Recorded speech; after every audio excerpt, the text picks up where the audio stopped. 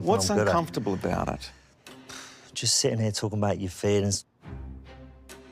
I turn up and do it because obviously it's more for Bec.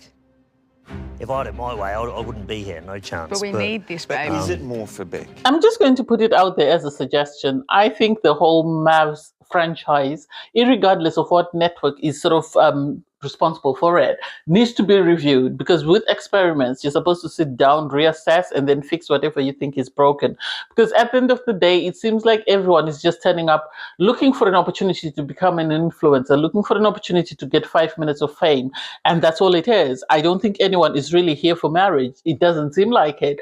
Anyway, looking from what we've seen. And then Danny. Personally, Danny and Bec are giving me whiplash. They really are, because at the end of the day, I don't know whether I'm the one who's got some sort of mental health problem that needs to be assessed, or something is going on with the two of them. Because from storming out to suddenly having smiles on their faces and saying we've worked out all our problems, we're stronger than we were, make it make sense. I don't get it. And then Gia, what gives you, I don't even want to say it's the right, it's the audacity for me to claim that everybody else is coming for her. What do you mean everybody's coming for you? The word accountability does not exist in your vocabulary. The word, self-reflection does not exist in your vocabulary, because had you owned just those two things, you'd have been someone who's very sort of well-balanced, for lack of a better word, because the audacity to say the experts are attacking you, the Filip and Stella are attacking you, for giving you constructive feedback. Make that make sense? Anyway, I'm on my high horse today, aren't I? Hey there, thanks for stopping by. It's your girl Valerie. Welcome back to my channel. If you're new here, don't forget to subscribe, click the like button, turn on the notification bell for when I upload new videos, and definitely leave a comment. In this episode, I'll be reviewing Married at First Sight Australia, Season 13, Episode 29. So we start off the episode with Filip and Stella. So Filip and Stella are in a very good space. They are happy.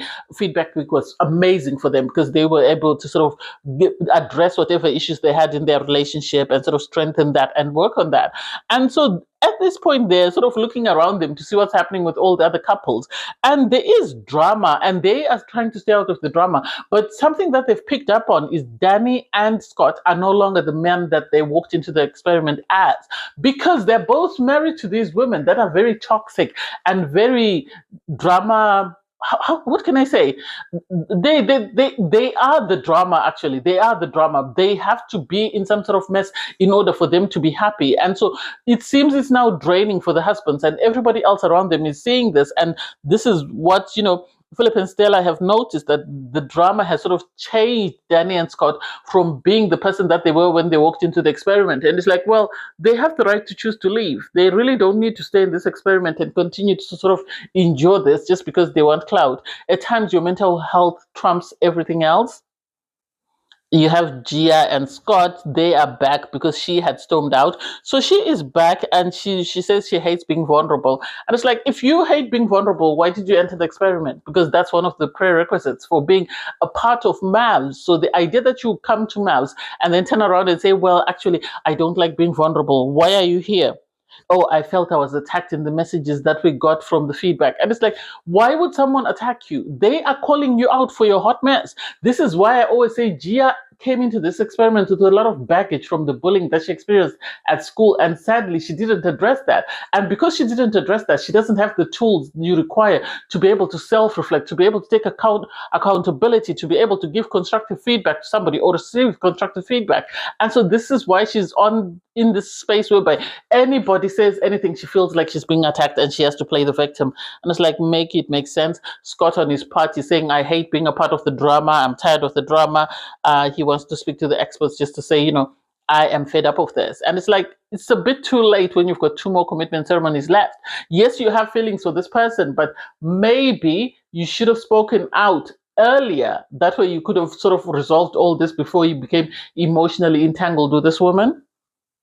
You have Danny and Bec.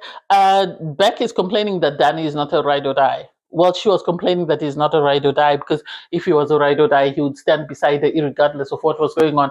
And it's like, when this marriage started between these two people, I remember him saying he wanted a ride or die, and she kicked off because she said she didn't see herself as a ride or die. Suddenly, because it works in her favor, she wants a ride or die. Make that make sense? The production and myself were surprised to see them smiling and all giddy and excited, because Bec is saying we've managed to resolve our issues. We're actually stronger. We're better than we were before. And it's like, I'm not sure. I am not sure. She's complaining that maybe because I told him I've fallen in love, this is why he's no longer sort of supporting me. And it's like, outside of this man actually going toe to toe with other people, what else do you want from him? He has done his best to support you. He has done his best to sit there and keep quiet. He's done his best to intimidate people. We all remember when he intimidated Rachel and Steve-O. We all remember when he tried to intimidate Juliet. So the idea that this woman feels like this man is not a rider, I do not get it. I'm pleasantly surprised. So everybody rocks up to the commitment ceremony. The experts are there. It's really sad seeing Mel there, given the latest news that has come out. I just send love to her and her family. Anyway, they all sit down, and the first couple up on the couch is Gia and Scott. Gia is saying, I'm still here. I know last week you're questioning why, I walked out, but the thing is, I felt like I was being attacked, and the person who wrote the messages wasn't sort of being called out, and it was only being placed on my shoulders. And it's like, well, the person, I love that, you had John say, the person who wrote the messages is responsible for what they wrote, but you are responsible for dispersing the messages because you use those messages to cause somebody else pain. Why would you think that's appropriate? And so for her to say, I felt attacked because of the messages, everybody kept coming after me, and I know the words were appalling, but I'm surprised that nobody called that out, and it's like, seriously. What more do you want from this? What more, Gia, do you want? And so for her to say, good feedback week didn't come across very well for us. I felt attacked by Stella and Filip. And it's like, she narrated every single thing they asked of them. And it's like, those are basics. Those are basics. The problem you have is your relationship is based on physical intimacy. And that's it. That's the foundation. Without physical intimacy, you don't have a relationship. Because for you to be told to abstain for a couple of days or a couple of weeks, that is for the betterment of your relationship, because if you can bond in other ways outside of that, you'll be a stronger and a better couple. So the idea that you feel attacked because they said that, I didn't get it. The experts tried to explain to her what they meant and why it was important for her to receive feedback and understand that people are not attacking her. I know John called out Bec at this point, and it's like, calling out Bec is a waste of time and energy because she's never going to pay attention. She's just a repeat offender. She's going to come back, same clown, different outfit. At this point, this is where Scott suddenly found his voice, and he said, when I applied for this experiment, I said I didn't like drama, and I have very strong feelings for Gia. The problem I have is there's all this drama that sort of follows her. And it's like, this has not started now. This has been there since week one, the first dinner party. So the idea that this man is finding his voice and is finding it easier to say that he doesn't like the drama, make it make sense. Make it make sense. I am not buying it. I really am not buying it. I don't understand why suddenly he knows that he can't tolerate the drama. Where was he when she was doing all this? This is not something new. This is not something that has come out of the blue. He knew she was dramatic. She knew she was down for the theatrics. Gia was asked, do you feel secure in your relationship? She said yes. They both chose to stay. I think this couple should have broken up. Really, I think they should have broken up. They don't need to go to homestays because they are very toxic and non-functional, that it will just get messy once the child becomes involved and everybody's now emotionally invested or emotionally attached to one another. It's going to be very difficult for them to untangle. So they are staying. You had Rachel and Steven. Rachel and Steven, they are doing very well. They said feedback week was amazing for them. The experts commended Steven for being able to speak up for his wife and his relationship. Steven said, this feedback week has really helped him because it has allowed him to grow, and he's going to take whatever skills he gained from that into all other relationships in his life. And it's like, I don't get how such a grown man is still not able to advocate for himself. I don't get why such a grown man needs other people to sort of guide him in what he's going to do. Is he a 40-year-old virgin or what? Make it make sense. They both seem to be in a very good space. I've said this before, I'll say this again. Rachel will accept the bare minimum from this man. She's happy that he's able to advocate for them as a couple and is able to speak up. So she is giddy and excited and is all giggly. If she loves it, I love it for her. They both chose to stay. Surprised, no. Then you had what I consider to be a very selfish sort of interaction, in the sense that you had Sam and Chris. They sat down. Obviously, they're in this space whereby they're very unhappy because, of something that was said by Chris, and Chris feels unappreciated because he feels like Sam shouldn't have questioned him. For Chris to then run around and say, "Oh, can I speak first?" This. The problem with Chris is he wants to be right all the time, and he's never going to succeed in a relationship. He's never going to succeed in parenting because you can never be right as a parent. So the idea that he thinks he's got everything in place and he thinks he knows best, I don't get it. I understand where Sam is coming from, and I've advocated this before. It seems like Chris had a lifestyle or a life he had planned out for himself. He wanted to have children, he wanted to have a farm to raise them on the farm, he wanted to have a partner who could either live a couple of days in the city and then come to the farm during the weekend. So the idea that he is seeing himself as a victim and seeing himself as someone who was trying to help their relationship and sort of trying to place the onus on Mel to say, "Oh, you asked me a question and I just sort of roughed up an idea." And it's like, I don't get it. Even the experts asked him that, do you not understand where your partner is coming from, in the sense that they feel left out of this plan? Do you not get it? "Oh no, I feel like, I've made I've made some suggestions. They were not set in stone." On his part, Sam is saying, "I will have to make 90% of the sacrifices because he has children coming. He has this, that, and the other. So I can't expect him to uproot stuff and come to me when he has all that in place." And so for Chris to continue to pretend to be ignorant of this, I do not get it. I think Chris was trying to get validation from his friends. He must have sat down with Gia and they must have come up with a plan, because he kept looking over his shoulder as though to sort of get reassurance from Gia. Gia will never speak up in a room full of people. She might speak up in private, but I don't think she'll ever speak up in a room full of people because she hates confrontation. And so once people start to confront her, then she sort of curls into a fetal position. The experts did try their best to sort of rationalize.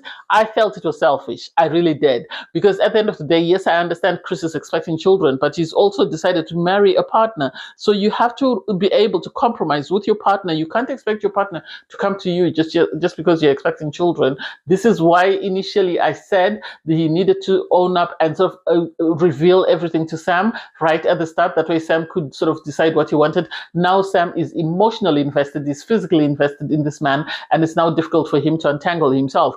To then have Chris say, "Well, I have decided I want to go and be a father." You knew you were going to be a father. You should never have entered the experiment. End of story. You should have never entered the experiment because you knew you were going to be a father. You should have gone home. Chris decided to leave. Sam said, "I can't leave without making sure that I've given it my all, so I want to stay." I don't know. I don't know whether it will work. The problem is Sam is in a relationship with someone who lacks the ability to self-reflect, who lacks the ability to take accountability. So the idea that that relationship will progress or will sort of flourish, I'm waiting. I really am waiting, but I don't see it. Anyway, so because Sam said stay, they are both going to stay for another week. Next up, we had Alicia and David. They said feedback week for them started with the messages. So that was a really rough start for them. But because of the rough start, they had to sort of sit down as a unit and sort of work on their relationship. And so they were able to sort of strategize on what their life would be like after the experience or after the experiment. Because I continue to say, I think the reason why they're under a lot of attack is because they're an interracial couple. And because of that, they have to make sure that if they're going to stay together after the experiment, they need to find an environment that's conducive to their type of love and their type of relationship. And so it seems they've agreed that they will eventually move down and sort of to Adelaide, because apparently on her part, Alisa wants to be close to her family because they can help her with children because she wants to have children. David said he loves the fact that Alicia challenges him, she helps him to grow, and she's always sort of encouraging him to do things, and so he feels she'll be a great mom. Do I think that's wrong? No. I think she'll be an amazing mom. I really do. And I think I love their sort of relationship that's drama-free, that's non-confrontational, that's supportive and uplifting. So if they can find a way to make that work, I'm here for it. I root for love every single time. They both chose to stay. Am I surprised? No, they were always going to stay. They really were. Stella and Philip. Stella was very appreciative to the experts. I think part of it she was giving a swipe at Gia because she said to the experts, "Thank you very much, Mel, especially for the advice you gave me. Because of that advice, I was able to implement it and sort of stop pushing my husband away and actually draw him in and strengthen my relationship and help us grow. So I'm very happy that this has happened and we're in the space where we're back to our lovey-dovey couple status and we're sort of learning and working on our relationship to make sure that we grow." On his part, Philip said, she has been more considerate and more kinder with her words, because I think this was one of the issues they had in their relationship, in the sense that at times she could come across as very abrupt and dismissive. So Philip was grateful for that. They both chose to stay. Surprised? No, I'm not surprised. And then Trainwreck Station. With Bec and Danny. Bec and Danny, for me, are a couple I think should have been pulled out of the experiment a long time ago. They remind me of Shanna and what's his name on Married at First Sight UK, where she was pulled out because they felt like she was being manipulated by the husband. And I think Danny deserves that. Yes, he's very sketchy in his ways, but I think he should have been pulled out. So they had this conversation where they said they're in this very happy space. The question came up, could you see yourself falling in love with me? And Bec said, when I asked him that, he was very vague. Well, he was very vague in his response. He was saying, I can't say something that I can't promise you, that I can't guarantee you. It's not about a guarantee. It's just a what can I call it? What do you call it? Oh my God, the word has really skipped my mind. No, it's not a hypothesis. It's what is it? Oh my God, what did I want to say? What did I want to say? Anyway, it skipped my mind. It's sort of just a suggestion, more or less. Like, if this were to happen, what would you think, or what would happen? And so for him to be asked, could you see yourself falling in love with me, and not have an answer, and have the expert sort of reiterate the question, and still not have an answer, and say, I don't know, I think I could. Tells me that he's not in this marriage 100%. It tells me that he's doing this just because his wife has asked him to do it. Because they spoke about the girlfriend-boyfriend title, and he was asked, why did you ask her to be your girlfriend? And he couldn't give an answer until he eventually said, this is what she wants. I would never have turned up to the commitment ceremonies, but I have to turn up because this is what Bec wants.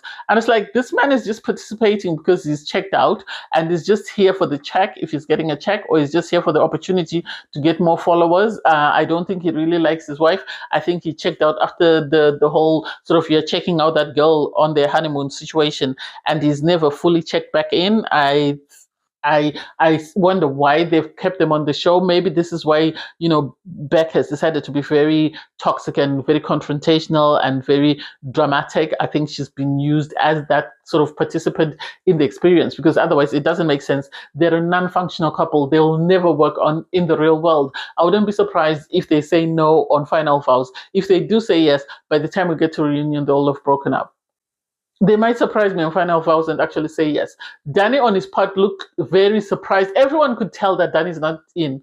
He's checked out of this relationship, because it's one thing after another. Instead of him owning up and saying, I'm sorry, but I checked out because of the drama that follows us everywhere we go, he decided to continue to say, oh, well, I should have told her that yes, I can see myself falling in love. When they cornered him again and asked him, is that true? He couldn't give a straightforward answer. So it's a waste of time. Anyway, thanks guys for watching. Please don't forget to like, share, comment, and subscribe. Click on the link in my video to watch my review from episode 28. Bye guys.